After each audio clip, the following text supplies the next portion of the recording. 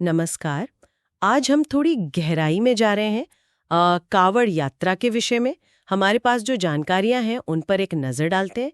ये एक ऐसी धार्मिक परंपरा है जिसमें आस्था तो है ही, भक्ति भी है और हाँ, थोड़ी शारीरिक मेहनत तपस्या भी शामिल है।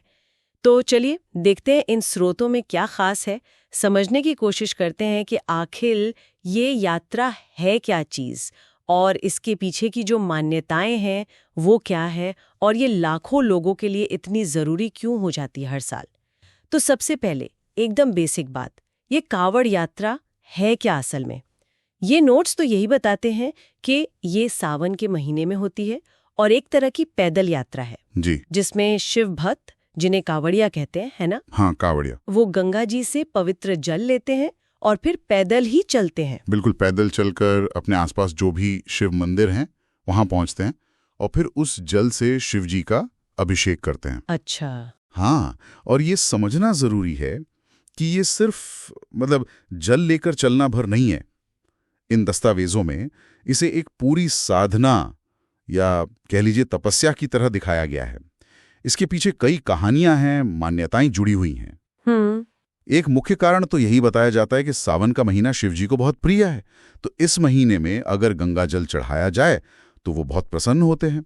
मान्यता है कि मनोकामनाएं पूरी करते हैं। अच्छा, और मान्यताओं की बात हो रही है तो इन नोट्स में एक जिक्र बार बार आ रहा है रावण का। क्या आप उस पर कुछ बताएंगे, वो क्या कहानी है? हाँ बिल्कुल, वो कहानी काफी सुनने में आती है और शायद इन दस्तावेजों में भी इसीलिए प्रमुख है क्योंकि ये भक्ति में जो समर्पण होता है ना, और कठिनाई सहने वाली बात, उस पर जोर देती है। माना यह जाता है कि रावण, जो खुद बहुत बड़ा शिव भक्त था, उसने भी कांवड़ में गंगा जल लाकर शिवलिंग पर चढ़ाया था, अभिषेक किया था। ओह। तो कुछ लोग मानते हैं कि ये परंपरा की शुरुआत एक तरह से वहीं से हुई। हालांकि ये भी है कि अलग अलग जगहों पर आपको थोड़ी अलग कहानियां, स्थानीय मान्यताएं भी मिलेंगी, पर हाँ, रावण वाला जिक्र काफी आम है।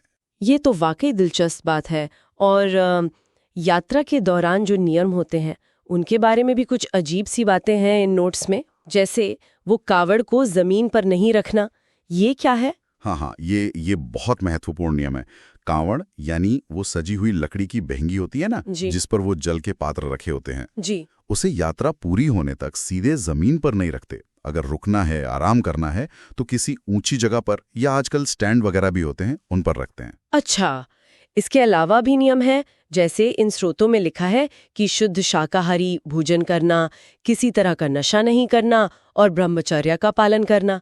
और हाँ, रास्ते भर वो जयकारे तो गूंजते ही रहते हैं, बोल बम, हर हर महादेव। वो माहौल ही पूरा भक्तिमय बना रहता है। वाह, ये नियम तो सुनने में ही काफी कड़े लगते हैं, खासकर वो नंगे पांव चलना या बहुत साधारण सी चप्पलों में इतनी लंबी यात्रा करना।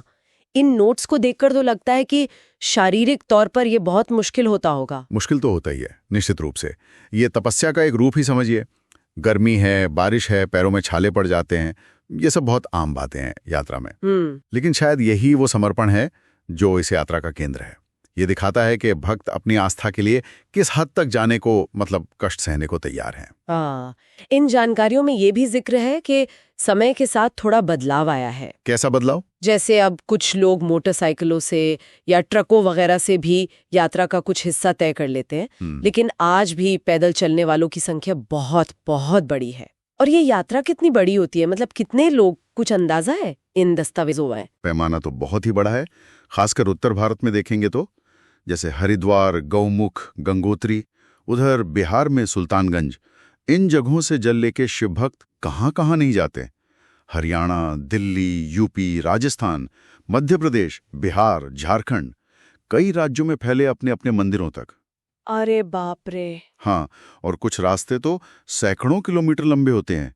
ये नोट्स अनुमान लगाते हैं कि हर साल लाखों लोग, कभी कभी तो कहा जाता है कि करोड़ों लोग इस यात्रा में शामिल होते हैं।